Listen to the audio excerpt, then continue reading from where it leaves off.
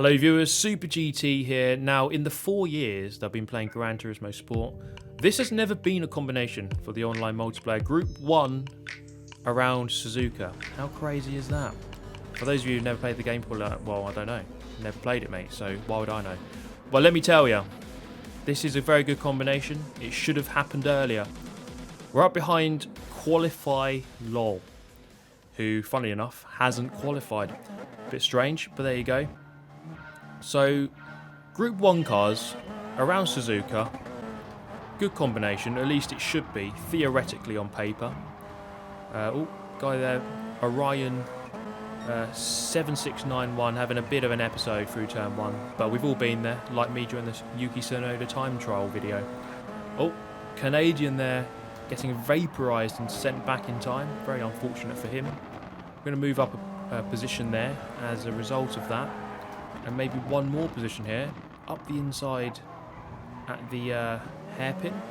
It's not quite going to happen though. So LMP1 cars pretty much everyone is using. I've gone for the Porsche 919, which is one of the more popular choices when it comes to LMP1 cars. Now here I brake a little bit too late and I obliterate Qualify LOL. So I slow down, let him go back past.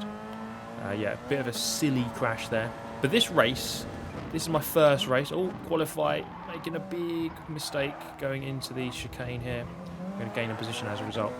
So this is my first race. Oh, where's he going? Off onto the gravel. That's not the line, kids. Yeah, this is my first race. First time doing this race. I didn't really know the strategy. Didn't really know the true ins and outs of this one. Now, coming out of the pit lane, we change over to the soft tyre after the third lap. Dollar Bill there having a bit of, also having an episode. And that was quite fortunate timing because through this section here, this sweeping S's section, it's very hard to overtake, especially in an LMP1 car. Mark there, just pausing on the racing line. Thankfully ghosted out. On to lap 7. By this point I was in 6th place, catching another Canadian. And yes, by the way, I'm on the American account, obviously, as you can probably tell, because Canada is in the Americas region. So is the United States, and so is Argentina, which are the other flags you might see in this race. So we went for an overtake there, just trying to pull away from him. Kind of followed me wide there on that lap. And by the end of the race, it was kind of a lonely last couple of laps, bringing it home in 5th. But really, that, as I said, that was the first race. Just trying to learn the race, just trying to learn the car again, because it's been a while since I've driven an LMP1, any track. But I was feeling more comfortable. So here's a little bit of practice for the next race, just getting a nice flow and rhythm. And it's really a fun track to drive in this kind of car. These cars are so planted. You see they're just flying through Gr.1. A little bit too narrow, you've got a penalty, but you get the idea. These cars are very, very planted, lots of downforce. This time around, starting 11th, still haven't qualified, but let's see what we can do here. Starting on the medium tyre, so for reference you have to use the medium and the soft tyre, and when you're not at the front it's better to go with the harder available tyre. Oh, 2 drivers off already, and we've gained 2 positions for free, up into 9th. Okay, we'll take it. So the main worry I had about this race was that because of the downforce nature of the cars, it might be hard to follow, it might be hard to overtake. But I think the first race proved that that wasn't the case. So that's all good. Now I just want to quickly note that at the time of uploading this video, I'm actually in Abu Dhabi, so I'm actually fairly busy at the moment. Which is why I haven't been able to get the UKC video out for Warden Law, the last karting round of my year. Up the inside of Qualify LOL there. So yeah, just a bit busy at the moment, guys, so please do forgive the lack of videos. We'll try and get back on it very soon. But managed to get these videos out here just before I left for Abu Dhabi, but all good. And you might notice we've gone with the beautiful Golf livery here on the Porsche 919. So let's take stock of the situation here. We are on medium tyres, lap 1. We've moved up a couple of positions, started 11th, up into 8th. And we're looking to make some good progress through this pack here.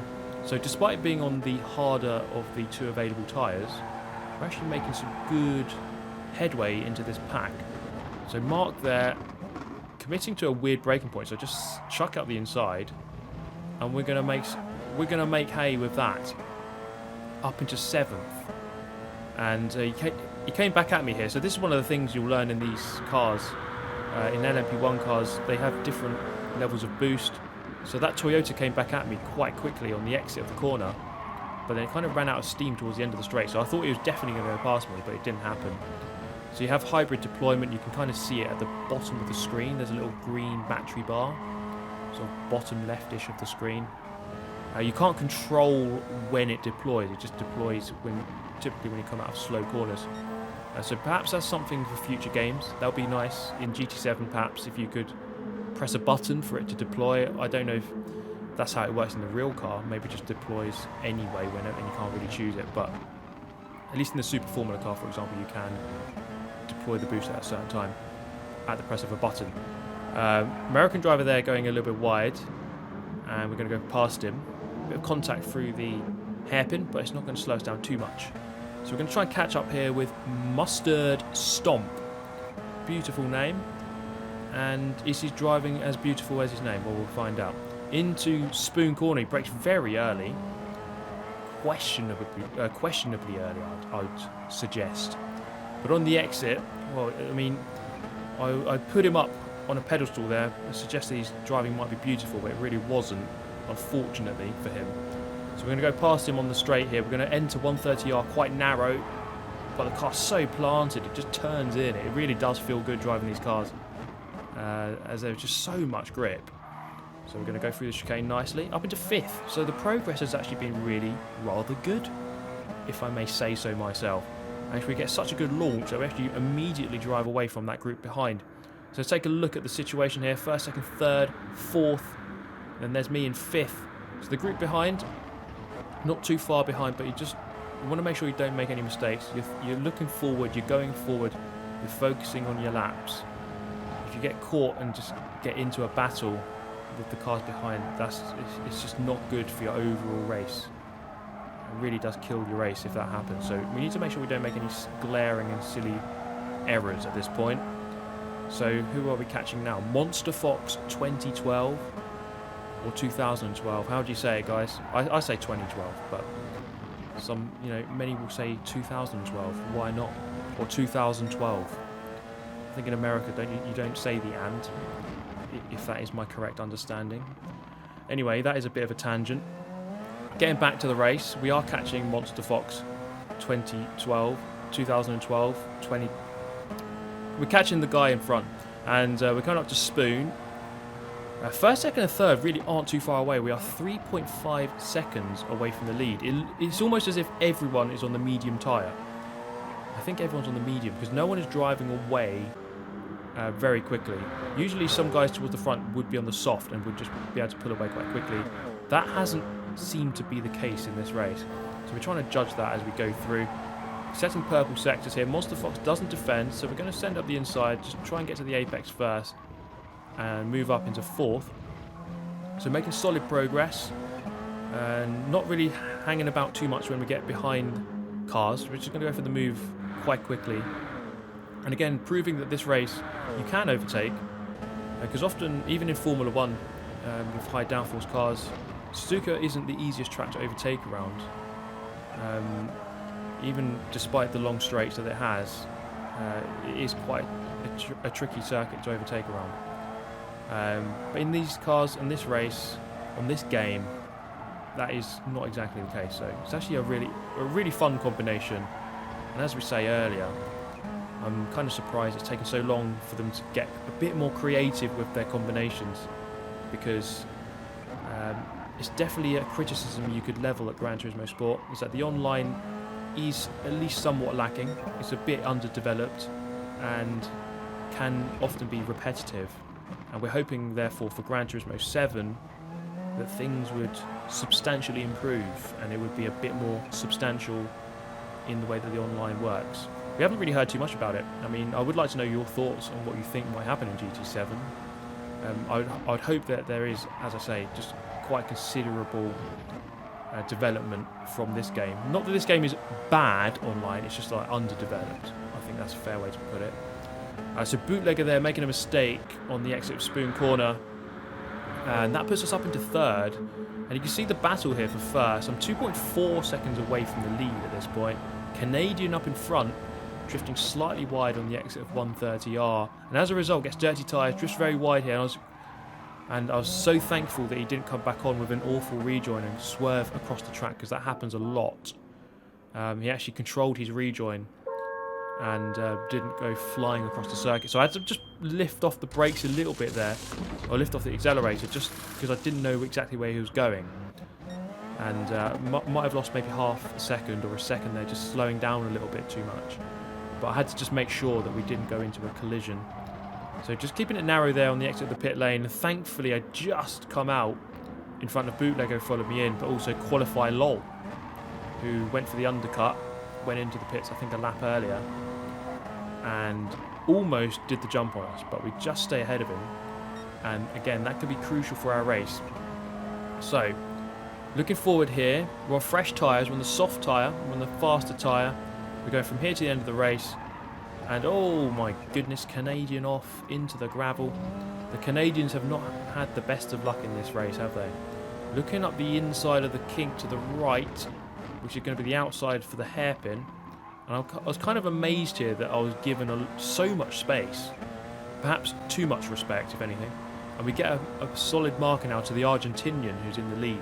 3 seconds behind. That is the gap that we have to catch up in the next 5 laps, or 5 1/4 laps, and actually take a good chunk of time out of him at Spoon Corner there, maybe even 0.4 of a second. So guys behind begin fighting. Qualify LOL just trying to follow me through, and he's certainly someone that we have to watch, as he has been kind of shadowing us throughout the course of this race, if you have been paying attention to his presence. So he's actually within a second of me. So, you know, a couple more tenths and he gets into the slipstream.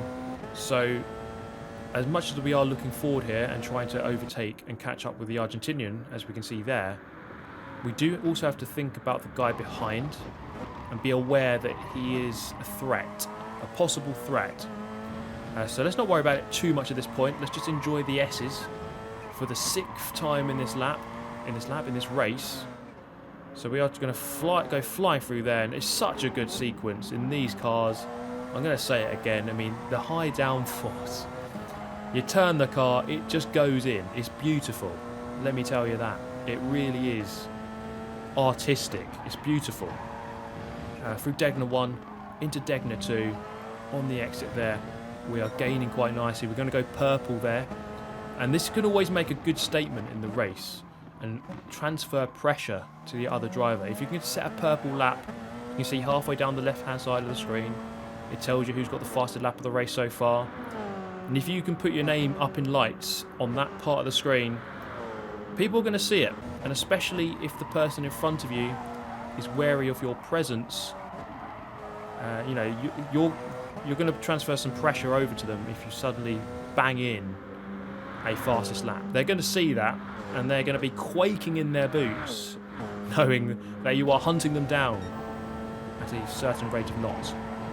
So we've got a couple of corners left. We're still purple here through the 3rd sector. I'm going to try and nail the final chicane. Nice line through there. Yes, it is all over the curb, but that is perfectly legal in the world of Gran Turismo Sport. There we go, 41.8. Scott Speed showing his speed. And we're going to most certainly gain on the Argentinian. He makes a bit of a mistake there. And he actually held his own for the first part of this lap until this middle sector. And all of a sudden, we are within half a second of him. Into the hairpin.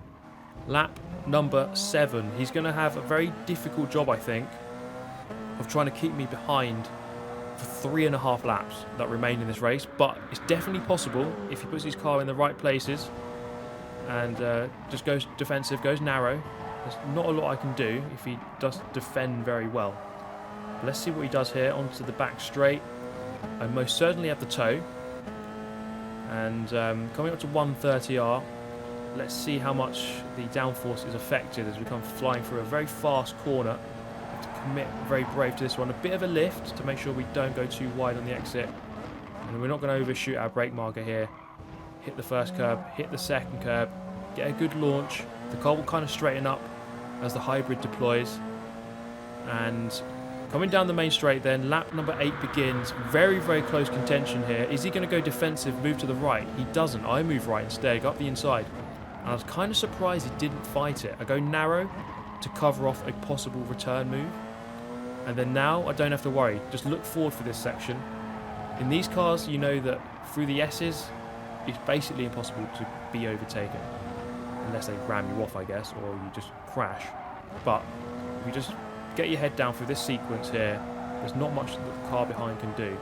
So there's no point in worrying about them at that point of the lap. And you see there, we take that part of the lap pretty well, and we've managed to open up a gap very quickly. So in this situation, when you overtake a slower car, their best bet is to overtake you back as quickly as possible. So you just need to establish that gap as fast as you can. And that's exactly what we've done, getting the gap up to and above 1 second at the beginning of the final lap, which we're going to begin here. Lap times beginning to tumble, getting a bit slower. So they're not tumbling, they're getting worse.